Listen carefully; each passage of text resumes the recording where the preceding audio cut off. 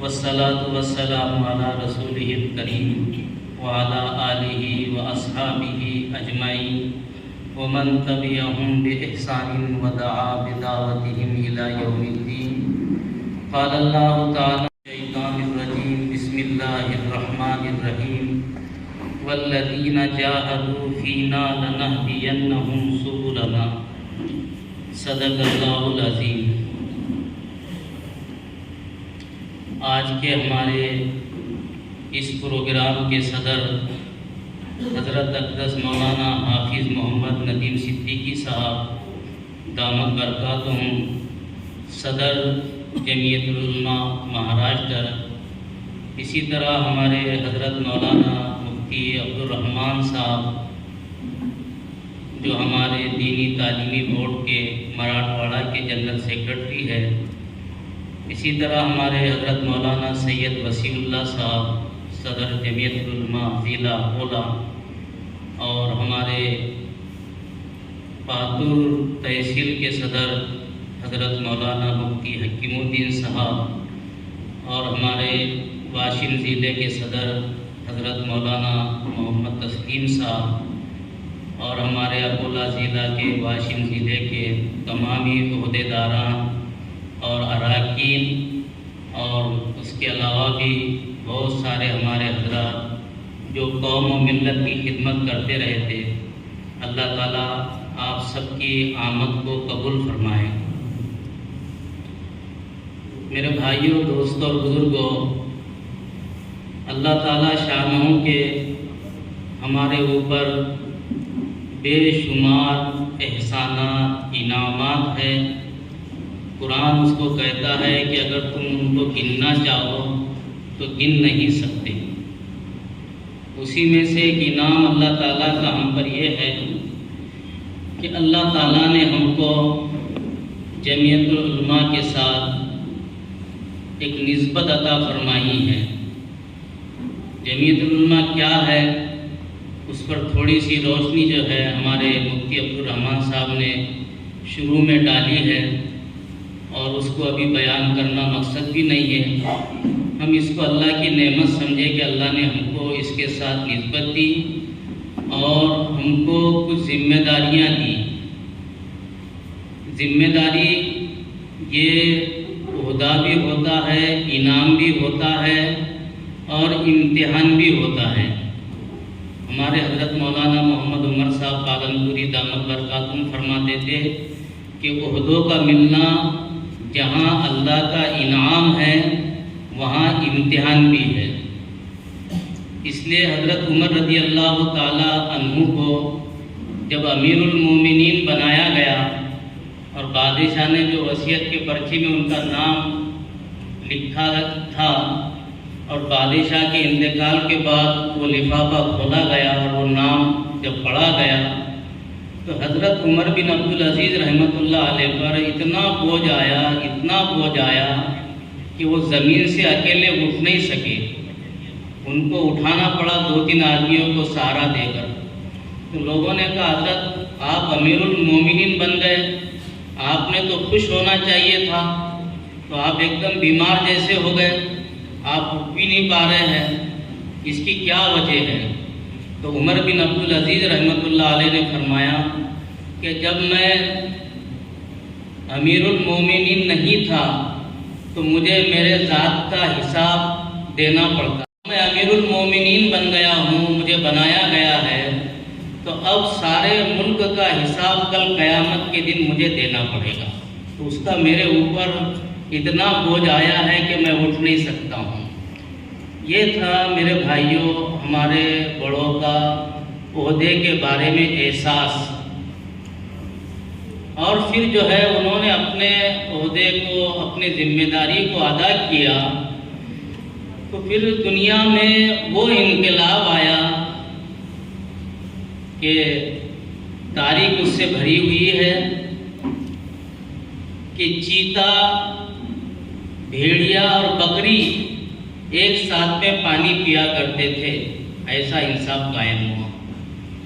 لوگ اپنی زکوٰۃ صدقات لے کر گلیوں میں گھومتے تھے کہ ہے کوئی بھائی زکوٰۃ کا لینے والا، مجھے زکوٰۃ دینا ہے کوئی صدقے کا لینے والا، مجھے صدقہ دینا ہے۔ پورے گاؤں میں، پورے شہر میں کوئی لینے والا نہیں ملتا تھا۔ ایسی اللہ تعالیٰ نے فراوانی دی تھی۔ کیوں؟ عمر بن عبدالعزیز رحمۃ اللہ علیہ نے اپنے عہدے کا احساس کر کے اس ذمہ داری کو ادا کیا۔ اور کیا ہوا؟ خود کی زندگی تو انہوں نے داؤ پر لگائی تھی، لیکن دوسروں کی زندگی بن گئی تھی۔ انفرادی زندگی کو تھوڑا سا گزارا تھا تو اجتماعی زندگی لوگوں کی بن گئی تھی۔ ان کا انتقال ہوا تو انہوں نے 19 درہم جو ہے ترکے میں چھوڑے۔ امیر المومنین بادشاہ وقت کا انتقال ہو رہا ہے اور ترکہ کتنا چھوڑ رہا ہے؟ پراپرٹی کتنی چھوڑ رہا ہے؟ 19 درہم۔ بیٹے تھے 11، وہ 11 بیٹوں کے درمیان میں جب وہ تقسیم ہوا تو ایک ایک کو پونے 2 درہم کچھ اس طرح ورثے میں ملے۔ لیکن کیونکہ اپنے ذمہ داری کو نبھا کر گئے تھے تو پھر اللہ تعالیٰ نے ان کی اولاد کو ایسا مالدار بنایا اور ایسی فراوانی کی کہ مورخ لکھتا ہے کہ میں نے اپنے آنکھوں سے دیکھا کہ ان کا ایک ایک بیٹا 300 گھوڑے، ماں ساز و سامان کے اور 300 مجاہدین کو جو خرچہ آتا ہے اللہ کے راستے میں جانے کا، ایک ایک بیٹا اتنا دیا کرتا تھا۔ یہ ذمہ داری کا احساس، ذمہ داری کو ادا کیا، اللہ نے نسلوں کو ایسا چمکایا۔ مورخ کہتا ہے کہ میں نے ایک واقعہ اس کے برخلاف بھی دیکھا کہ جب عمر بن عبدالعزیز رحمۃ اللہ علیہ کا انتقال ہوا اور اس کے بعد میں ان کے چچا زاد بھائی وہ بادشاہ بنے تو انہوں نے اپنے ذمہ داری کا احساس ادا نہیں کیا، اپنے ذمہ داری کو نہیں پہچانا، اور بس جیسے بادشاہ لوگ لگے رہتے ہیں اس طرح لگے رہے، اور اپنی اولاد کو ایسا مال و دولت سے سرفراز کیا کہ جب ان کا انتقال ہوا تو ایک ایک بیٹے کو 10 لاکھ دینار ورثے میں ملے۔ اتنا ان کو مال و دولت چھوڑ کے گیا۔ لیکن مورخ یہ کہتا ہے کہ میں نے مصر کی دمشق کی جامع مسجد کے پاس میں اس کی اولاد کو پیالہ لے کے، جو سیڑھیاں ہوتی ہے چڑھنے کی نمازیوں کے آنے جانے کی، اس کی اولاد کو دیکھا کہ وہ لوگوں کے سامنے وہ پیالہ پھیلائے ہوئے ہے اور نمازیوں سے یہ کہہ رہے ہیں کہ وہ نمازیوں، جس مسجد میں سے تم نماز پڑھ کے نکلے ہو یہ ہمارے دادا جان نے بنائی ہے، اللہ کے نام پر ہم کو 2 پیسے دے دو۔ اپنے ذمہ داری کو نہیں پہچانا، اللہ نے اولاد پر ایسے حالات لائے۔ عمر بن عبدالعزیز رحمۃ اللہ علیہ نے اپنے ذمہ داری کو پہچانا، اس کو ادا کیا، اللہ نے اولاد کو ایسا نوازا۔ یہ قاعدہ، یہ اصول اللہ تعالیٰ کا عمر بن عبدالعزیز رحمۃ اللہ علیہ کے ساتھ خاص نہیں ہے میرے بھائیوں۔ اِنَّا كَذَلِكَ نَجْزِي الْمُحْسِنِينَ۔ قیامت تک جو بھی ان اصولوں پر چلے گا، اللہ فرماتے ہیں کہ میرا معاملہ ان کے ساتھ ویسا ہی رہے گا۔ تو ایک بات تو مجھے آپ سے یہ عرض کرنی ہے کہ آپ یہاں پر جمعیت کے عہدیداران ہیں، اپنے ذمہ داریوں کو سمجھو، اس کو ادا کرو، اس میں اپنا بھلا ہے، اپنی نسلوں کا بھلا ہے۔ اور اگر ہم نے لاپرواہی کی، بے فکری کی، تو پھر دوسرا واقعہ بھی ہمارے سامنے ہے۔ اللہ کرے ہم میں سے کوئی بھی دوسرے واقعے کا مصداق نہ بنے۔ دوسری بات ایک مجھے یہ عرض کرنی ہے کہ اس ملک کے اندر جو حالات اہل ایمان کے لیے تنگ کیے جا رہے ہیں، آپ کو تو احساس ہو گئی اس کا، آپ سب پڑھے لکھے لوگ ہیں ماشاءاللہ۔ ایک رکشہ چلانے والے مسلمان کو بھی اس کا احساس ہے کہ جو حالات اس ملک میں بن رہے ہیں، لیکن حالات سے ہم کو مایوس نہیں ہونا ہے، نا امید نہیں ہونا ہے۔ حالات آتے ہیں، نکل جایا کرتے ہیں، ہم کو صرف یہ دیکھنا ہے کہ ہمارے ذمے کیا ہے، ہمیں کیا کرنا چاہیے۔ اور آپ کو یہ بات بھی آپ کے ذہنوں میں ہونا چاہیے کہ یہ ملک ہمارا ہے، کس کا ہے یہ ملک؟ یہ ملک ہمارا ہے، ہمارا ہی ہے۔ ہمارے آباء و اجداد نے اس ملک پر 1000 سال تک حکومت کی۔ کتنے سال تک؟ 1000۔ پھر جو ہے انگریز تجارت کے راستے سے مکاریوں کے ساتھ اس ملک میں داخل ہوا اور دھیرے دھیرے کرتے کرتے اس ملک پر وہ قابض ہو گیا۔ ملک ہمارا تھا، ہمارے پاس سے انگریز نے چھینا مکاریوں سے، تو دکھ کس کو ہوگا میرے بھائیوں؟ ملک ہمارا تھا، انگریز نے ہم سے چھینا ظلمن، تو دکھ کس کو ہوگا؟ ہم کو ہوگا نا، ہمارا ملک ہے تو۔ جب ہماری چیز اس نے چھینا تو اس کے پاس سے لینے کی کوشش بھی کون کرے گا؟ ہم ہی کریں گے۔ ظاہری بات ہے کہ یہ میرا پین ہے، کسی نے چھینا تو میں کوشش کروں گا کہ میرا پین مجھے مل جائے۔ میرا پین اگر مجھ سے نہیں حاصل ہو رہا ہے تو میں کسی سے سپورٹ مانگوں گا۔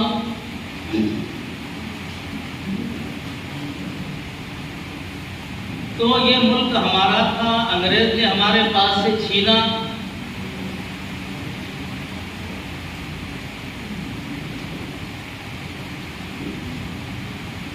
تو ہم کو اس کا درد تھا، ہم نے اس کے لیے کوشش کی۔ یہ جو لکھا ہوا رہتا ہے نا بعض مرتبہ بورڈ کے اوپر کہ مسلمانوں کا جنگ آزادی میں حصہ، یہ بائنر ہی غلط ہے۔ ہمارا حصہ نہیں ہے، ہم فاؤنڈر ہیں آزادی کے، ہم فاؤنڈر ہیں، ہم نے بنیاد رکھی ہے۔ کیوں کہ ہمارا ملک تھا، ہم سے چھینا گیا، ہمارے اندر درد ہوا اس کا۔ حصہ نہیں ہے ہمارا، حصہ تو اس میں برادران وطن کا ہے۔ یہ ایسا برائے مہربانی کہیں بورڈ نہیں لگانا چاہیے ہم نے کہ مسلمانوں کا جنگ آزادی میں حصہ نہیں۔ مسلمان تو اس کے فاؤنڈر ہے، بنیاد ہے۔ جنگ آزادی میں حصہ جو ہے وہ ہمارے برادران وطن کا ہے۔ ایک اصول یہ ہے کہ جس ملک پر مسلمانوں کا 3 سال تک قبضہ ہو جائے وہ ملک ہمیشہ کے لیے مسلمانوں کا ہو جاتا ہے۔ یہ شرعی اصول ہے۔ ہم نے تو 1000 سال تک اس پر حکومت کی ہے۔ یہ ملک کس کا ہے؟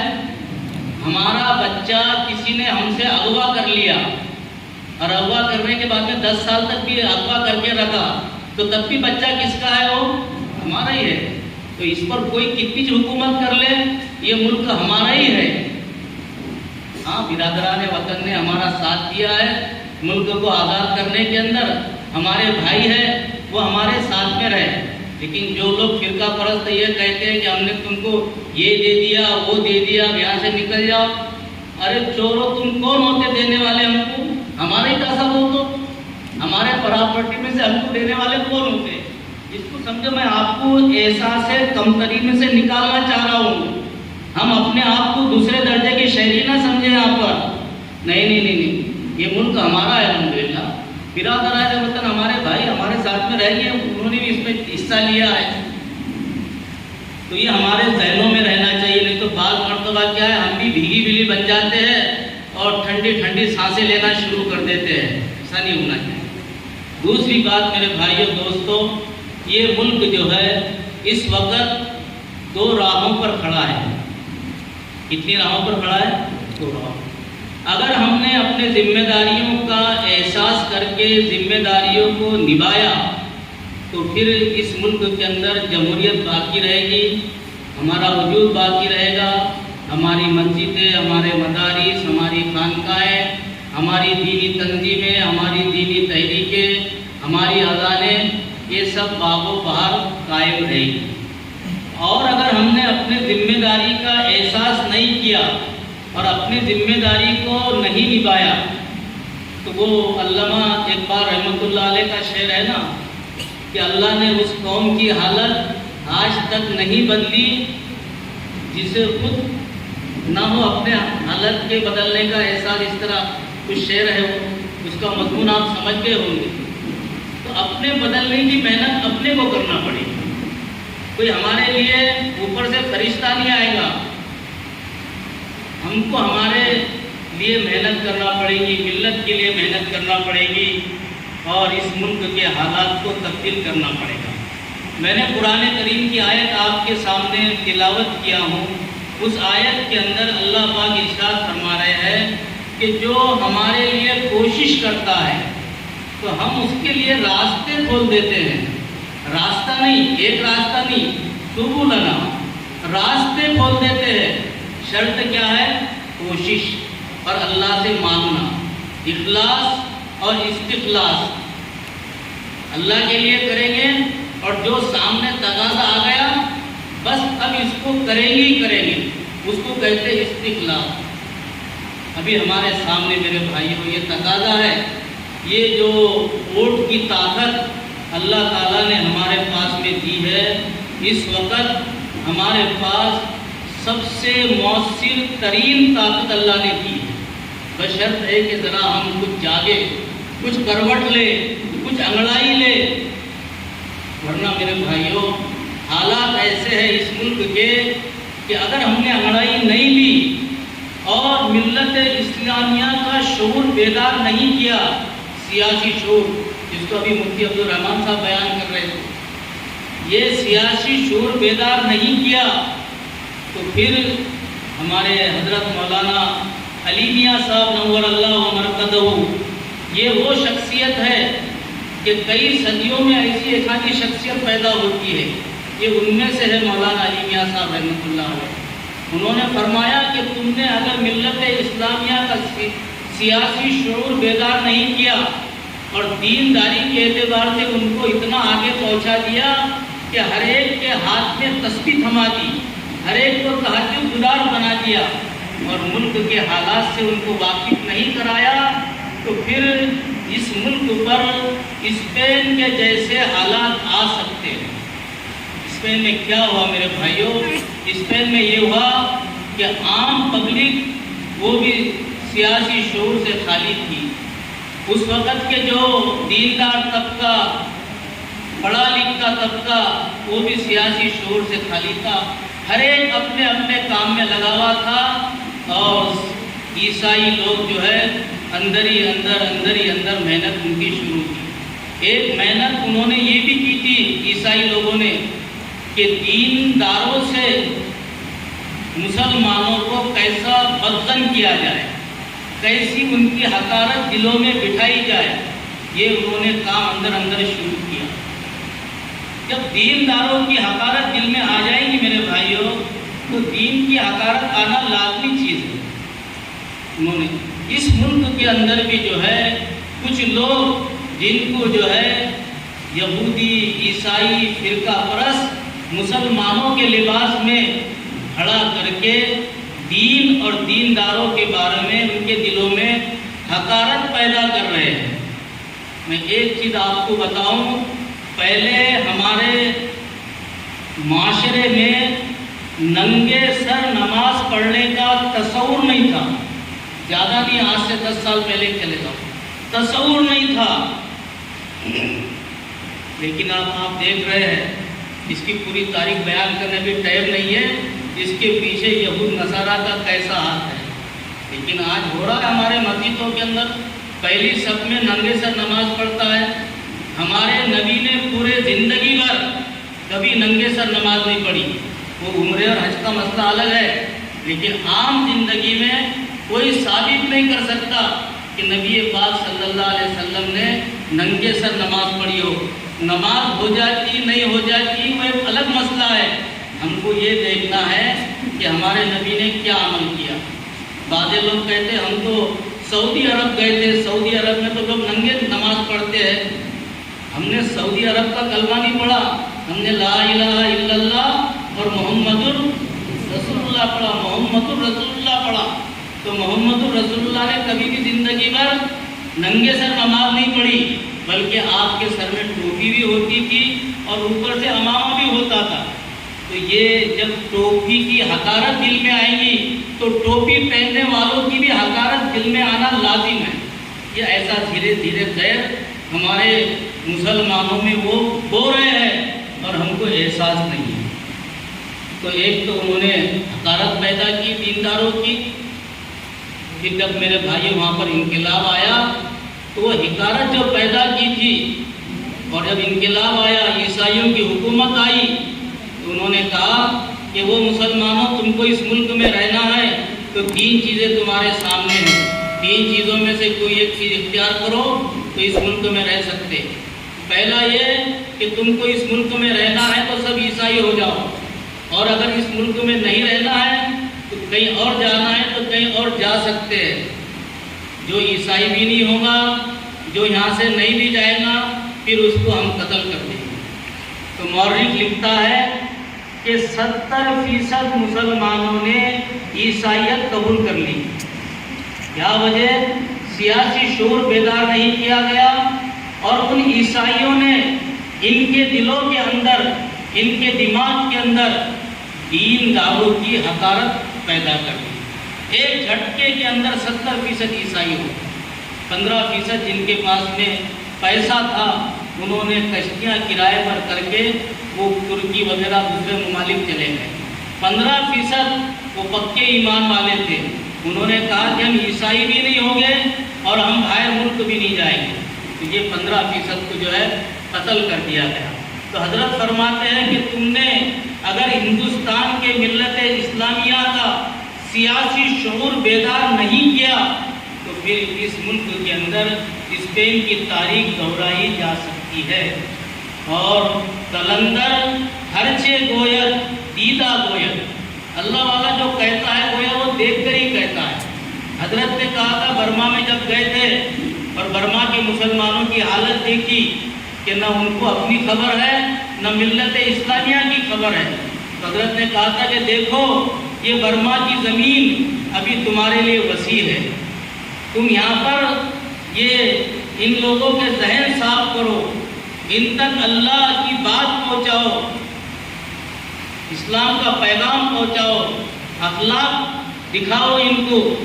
لیکن برما کے مسلمانوں نے حضرت کے بات پر توجہ نہیں دی۔ حضرت دیکھ رہے تھے، حضرت نے کہا کہ جو حالات میں دیکھ رہا ہوں ان حالات کو دیکھ کر میری طبیعت چاہتی ہے کہ تم سے تمہارے دکانوں کی چابیاں چھینوں، تم سے تمہارے کارخانوں کی چابیاں چھینوں، تمہارے دکانوں کو اور تمہارے کارخانوں کو 1 سال کے لیے تالا لگا دوں، اور تم سے کہوں کہ ملت اسلامیہ کا سیاسی شعور بیدار کرو، اور جو اللہ کے بندے ہیں ان تک اللہ کا پیغام پہنچاؤ۔ لیکن یہ میرے بس کی بات نہیں کہ میں تم سے چابیاں لوں۔ ان لوگوں نے سنی انسنی کی۔ آپ نے اور ہم نے آج سے 5 سال پہلے دیکھا کہ برما کے مسلمانوں کا کیا حال ہوا، کیسا ان کو ملک خالی کرنا پڑا، سب ساری چیزیں چھوڑنا پڑی۔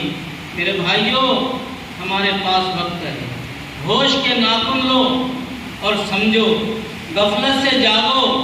اب جو ہے غفلت کا وقت نہیں رہا ہے۔ ہمارے سر پر تلوار بالکل ننگی لٹکی ہوئی ہے۔ ہمارے نیاز احمد فاروقی صاحب ہے، ریٹائر IAS آفیسر ہے، وہ کہتے ہیں کہ میں نے ہندو راشٹر کا سویدھان اپنے آنکھوں سے دیکھا کہ چھپ چکا ہے، اور اس میں 5 چیزیں ایسی ہے کہ جس وقت یہ فرقہ پرست اکثریت کے ساتھ اس ملک پر قابض ہو جائیں گے تو سب سے پہلے وہ 5 چیزیں لاگو کریں گے۔ وہ 5 چیزوں میں سے ایک چیز یہ ہے کہ مسلمانوں کو ووٹ ڈالنے کی طاقت سے بے دخل کر دیا جائے۔ آج یہ طاقت ہمارے پاس میں ہے میرے بھائی، اس کے ذریعے سے ہم بہت کچھ کر سکتے ہیں۔ یہ اللہ نے طاقت ہم کو دی ہے، ہم اس سے فائدہ اٹھائیں۔ اب المیہ کیا ہے میرے بھائیوں؟ ہم اس ملک کے اندر 25 کروڑ ہے۔ کتنے کروڑ؟ 25 کروڑ۔ اگر آپ کے پاس میں پین کاغذ ہو، تھوڑا وہ تو رہتے ہی ہے، ذرا لکھ لو تاکہ ہمارا آئینہ ہمارے سامنے آ جائے کہ ہم کتنے غفلت میں ہیں۔ ہم اس ملک کے اندر 25 کروڑ ہے۔ 25 کروڑ میں سے 5 کروڑ ایسے ہیں کہ جن کی عمریں 18 سال سے کم ہیں، وہ نہ ان کی ووٹر ID بن سکتی ہے نہ وہ ووٹر ڈال سکتے ہیں۔ 25 کروڑ میں سے 5 کروڑ نکل گئے تو کتنے بچے؟ ذرا تم میرا ساتھ ہی دیتے رہو اس کے اندر۔ میں دیہات کا آدمی ہوں، حساب میں کچا ہوں، آپ شہر کے لوگ ہیں، آپ حساب میں پکے ہیں۔ تو 25 میں سے 5 ایسے نکل گئے، کتنے بچے اپنے پاس میں؟ 20 کروڑ بچے۔ 20 کروڑ میں سے تقریباً 30% مسلمانوں کی ووٹر آئی ڈی نہیں بنی ہوئی ہے، ان کے پاس میں الیکشن کارڈ نہیں ہے، باوجود ہے کہ ان کی عمریں 18 سال سے زیادہ ہو گئی ہے۔ تو 20 کروڑ کا 30% کتنا ہوتا ہے؟ 6 کروڑ ہوتا ہے، ٹھیک ہے، 6 کروڑ۔ 20 کروڑ میں سے 6 کروڑ نکال دو، کتنے بچ رہے ہیں؟ 14 کروڑ بچ رہے ہیں۔ 14 کروڑ مسلمانوں کے نام ووٹر لسٹ میں ہے اور ووٹر آئی ڈی بھی ان کے پاس میں ہے، لیکن جب ووٹ ڈالنے کا موقع آتا ہے تو یہ اس میں سے 60% مسلمان ووٹ نہیں ڈالتا۔ ابھی یہ لوک سبھا میں جو حرکت ہوئی اس کو دیکھ کے مت بولنا، اس سے پہلے کی بات بول رہا ہوں میں آپ۔ اب تو ذرا سا کچھ شعور الحمدللہ آپ کی محنتوں سے بیدار ہو رہا ہے۔ تو 14 کروڑ میں سے 60% کو نکال دو تو 8 کروڑ 40 لاکھ لوگ جن کے پاس میں ووٹر آئی ڈی ہے، ووٹر لسٹ میں نام ہے، لیکن ووٹ نہیں ڈالتا۔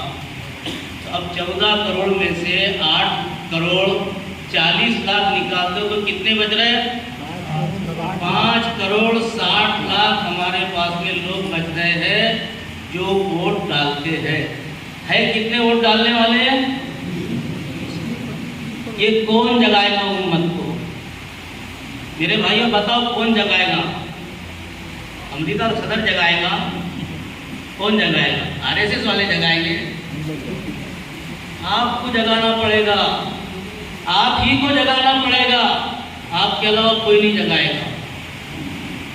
دوسری دینی تنظیمیں تحریکیں وہ جو کام کر رہی ہے ہم ان کی بہت قدر کرتے ہیں، ان کی کاموں کو قدر کی نظر سے دیکھتے ہیں، لیکن ووٹر بیداری کی مہم صرف اور صرف آپ ہی کر سکتے ہیں۔ اس لیے آپ نے نہیں کرے تو یہ سمجھ لینا کہ آپ اس ملک سے مسلمانوں کا وجود مٹانا چاہتے ہیں۔ میری بات تھوڑی سخت لگے گی لیکن اس کا نتیجہ یہی نکل رہا ہے۔ ہم مساجد کو گویا بند کرنا چاہتے ہیں، ہم مدارس کو گویا بند کرنا چاہتے ہیں، ہم یہاں سے دینی تنظیموں اور تحریکوں کو مٹانا چاہتے ہیں گویا۔ یہ دنیا دارالاسباب ہے، یہاں اسباب اختیار کرنے پڑیں گے۔ نبیوں نے اسباب اختیار کیے، صحابہ نے اختیار کیے، اللہ پر نظر رکھتے ہوئے اس دنیا میں اسباب اختیار کرنا پڑے گا۔ تو یہ 30% لوگوں کا جو نام ووٹر لسٹ میں نہیں ہے، یہ کون داخل کرے گا؟ آپ کریں گے نا سب؟ راحت کرو مجھے۔ جو لوگ 60% ووٹ نہیں ڈالتے، ووٹنگ کے دن ان کو ووٹ ڈالنے لگانے کا کام کون کرے گا؟ آپ کریں گے، آپ کے علاوہ کوئی نہیں کرے گا۔ یہ 2 کام ہیں میرے بھائیوں، نام داخل کرنا، جن کے ناموں میں غلطیاں ہیں ان غلطیوں کو درست کرنا، اور جو ووٹ نہیں ڈال رہے ہیں ان کو ووٹ ڈالنے کی ترغیب دینا، فکر کرنا۔ دیکھو امت مسلمہ کروٹ لینے کی مونڈ میں ہے، سیاسی شعور بیدار کرنے کے مونڈ میں ہے، صرف تھوڑا سا ان کو بھی کھڑکھڑانا پڑتا، تھوڑا سا ہلانا پڑتا، تو امت اس مونڈ میں ہے کہ وہ جاگنے کو تیار ہے، سیاسی شعور بیدار کرنے کو تیار ہے۔ ایک زمانہ تھا آج سے چند سال پہلے، ووٹ کا نام لینے کو ہم کو بھی ڈر لگتا تھا، ارے وہ مفتی صاحب تم اپنا کام کرو نا، یہ سیاست کی چکر میں کیوں پڑے ہیں آپ؟ اور ایک بات یہ بھی سمجھ لیجئے کہ یہ ساری برائیاں اور ساری خرابیاں کیوں ہیں؟ اس لیے کہ ہم اس معاملے میں آگے نہیں بڑھے۔ ایک مرتبہ جو ہے مولانا علی میاں صاحب نور اللہ مرکزہ نے دہلی کے اندر ایک مولانا عبدالحی صاحب کے حیات کے اوپر کانفرنس بلائی، اور اس کے اندر بڑے بڑے ہندوستان کے علماء کو دعوت دی، حضرت کی دعوت تھی، بڑے بڑے علماء اس دعوت کے اندر پہنچ گئے۔ راجیش پائلٹ جو ہوائی منتری تھے وہ مولانا علی میاں صاحب کے بڑے معتقد تھے. ان کو معلوم پڑا کہ مولانا علی میاں صاحب نے ایک بڑی کانفرنس دہلی میں بلائی ہے اور ملک کے بڑے بڑے علماء اس میں آ رہے ہیں. تو راجیش پائلٹ بھی اس پروگرام کے اندر بغیر دعوت کے پہنچ گئے اور پہنچنے کے بعد میں ایک چٹھی لکھی مولانا علی میاں صاحب کے نام اور کہا کہ حضرت میں آپ کے پروگرام میں آیا ہوں، دعوت تو مجھے نہیں تھی، لیکن آپ کے اس مجمع کے سامنے میں 3 منٹ کے اندر ایک سجھاؤ رکھنا چاہتا ہوں. اگر آپ نیتا جی منسٹر صاحب آئے ہوئے ہیں، ہم ان کو خوش آمدید کہتے ہیں. وہ آئے اسٹیج کے اوپر اور کیا اپنا سجھاؤ رکھنا چاہتے ہیں، ہم 3 منٹ کے بجائے ان کو 5 منٹ دیتے ہیں آ کے وہ اپنا سجھاؤ رکھیں. راجیش پائلٹ جو ہے اسٹیج پر آیا، مائک پر آ کے کھڑے ہوا اور کہا کہ یہ ملک ہندوستان یہ صوفی سنتوں کا ہے. ہندوستان ملک کس کا ہے؟ صوفی مطلب اللہ والے سنت، وہ ان کو بھی سمجھتے ہو. تو کہا کہ یہ ملک صوفی سنتوں کا ہے، لیکن اس ملک کی بدقسمتی کہیے کہ یہ ملک میرے جیسے چور، لچے، لفنگے، کرپٹیڈ ان کے ہاتھوں میں آ گیا ہے. اصل ملک کس کا تھا؟ صوفی کا. ایسے میرے جیسے لوگوں کے ہاتھ میں آ گیا. ہمارے ہاتھ میں کیوں آیا ہے؟ اس کے سب سے بڑے ذمہ دار مولانا علی میاں صاحب ہے اور دوسرے نمبر پر کئی جو بڑے بڑے علماء اکرام بیٹھے ہیں یہ اس کے ذمہ دار ہے. وہ کیسے؟ تو بولے ان علماء نے یہ کہا کہ سیاست گندی ہے، سیاست گندی ہے، پالیٹکس خراب ہے، سیاست کی کرسی خراب ہے. بعض لوگ تو یہ کہتے ہیں کہ ہم اس سیاست کے کرسی پر پیشاب کر کے ہمارے پیشاب کو بھی خراب نہیں کرنا چاہتے. بتائیے، اگر وہ ڈپارٹمنٹ میں صحیح لوگ نہیں جائیں گے تو صحیح کام کیسا چلے گا؟ صحیح لوگ جائیں گے تو صحیح کام ہوں گے. لیکن بعض لوگ ایسی بھی کہتے تھے. تو کہے یہ مولانا علی میاں صاحب نے انہوں نے ایسا کہا کہ یہ کرسی سیاست کی ایسی گندی ہے اور ان سیاست کی کرسیوں کو خالی چھوڑ دیا. جب وہ کرسیاں خالی تھی تو میرے جیسے لچے، لفنگے، چور، کرپٹیڈ ان کرسیوں پر آ کر بیٹھے. تو کہ اس دیش کے اندر جو کچھ خرابی ہے وہ ان علماء کی وجہ سے ہے، اللہ والوں کی وجہ سے. اگر یہ آگے بڑھتے تو یہ دیش کا نقشہ کچھ اور ہوتا. تو میرے بھائیوں دوستوں، یہ حالات اس ملک کے ہے اور اس میں ہم کو بہت زیادہ فکر مندی کے ساتھ اور بہت ہی درد مندی کے ساتھ کام کرنے کی ضرورت ہے. اس میں ہم سب سے پہلا کام یہ کریں کہ محلہ وائز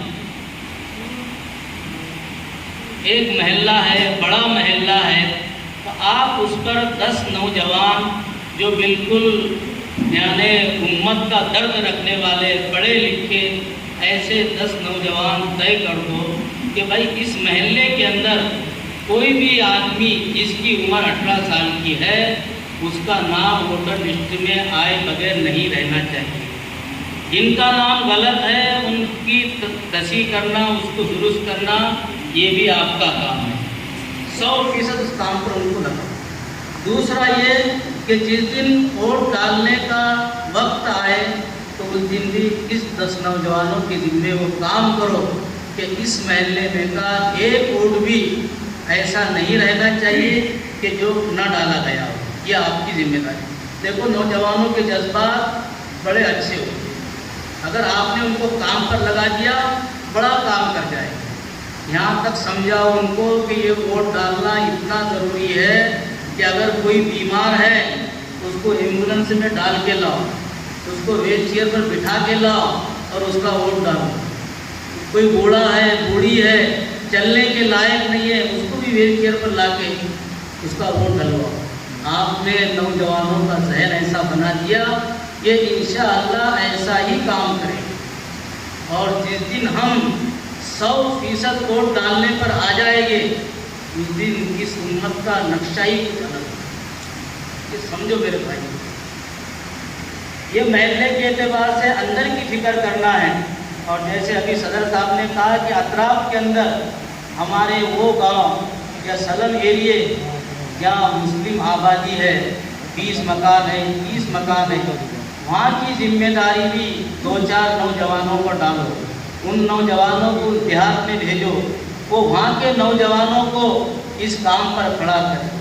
شہروں میں بھی وہ حرکت، دیہاتوں کے اندر بھی، سلم ایریے کے اندر بھی حرکت ہو، اور جب ووٹ ڈالنے کا موقع آئے تو اس دن ہمارے ووٹ کا انتشار نہیں ہونا چاہیے۔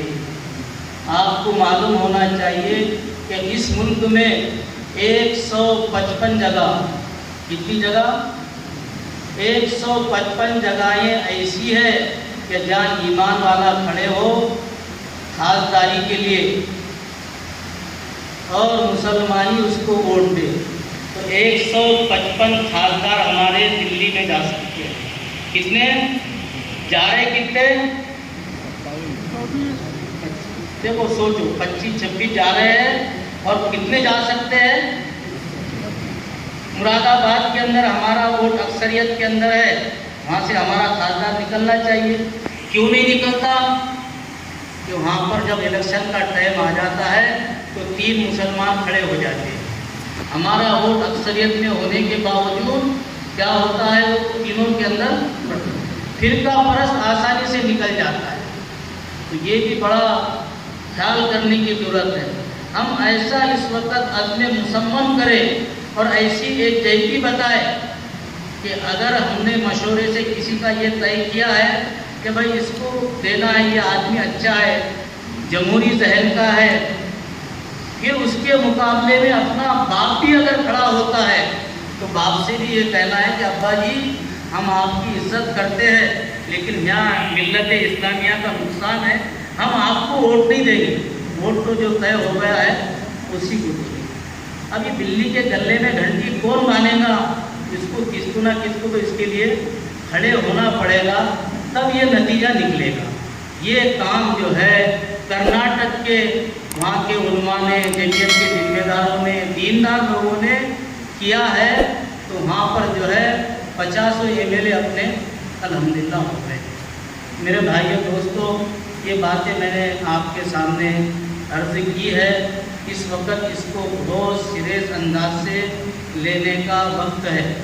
ابھی میں ہمارے صدر صاحب کو دیکھ رہا ہوں کہ جہاں بھی وہ جا رہے ہیں تو بس ودھان سبھا، ودھان سبھا، ودھان سبھا، کہ کیسے نام 100% ووٹر لسٹ میں آئے اور کیسے جو ہے وہاں سے جو اچھا آدمی نکلے۔ ہم سب مل کے کوشش کریں گے، اللہ پاک اس کا نتیجہ ظاہر کریں گے۔ کیا سب اس کے لیے تیار ہیں؟ انشاءاللہ۔ کیا ایسی انشاءاللہ بس ایک ہوتا ہے انشاءاللہ تعالی کہ ہم جا کے کام کریں گے، اور ایک کہتے ہیں کہ ٹالا کہ بس یہاں بول دو اور پھر اپنے اپنے کام میں۔ اب یہ وقت نہیں میرے بھائیوں دوستوں، اب یہ جاگنے کا وقت آیا ہے۔ اگر ہم نے نہیں جاگے تو پھر وہ جو کہاوت ہے کہ لمحوں نے خطا کی اور صدیوں نے اس کی سزا پائی، تو مجھے امید ہے کہ ہم ہرگز بھی ایسا کام نہیں ہونے دیں گے۔ اب ہم جو ہے تو ہماتن ووٹر بیداری کے مہم میں یہاں سے جاتے سے ہی لگ جائیں گے۔ اللہ تعالی ہم سب کو عمل کرنے کی توفیق عطا فرمائے۔ اگر آپ کو ہمارے ویڈیوز پسند آ رہے ہیں تو ہمارے اس مولانا اسماعیل اشاعتی آفیشیل چینل کو لائک کیجئے، شیئر کیجئے اور سبسکرائب کر کے بیل آئیکن گھنٹی دبا دیجئے تاکہ ہر آنے والی نئی ویڈیوز آپ کے موبائل پر آ جائے۔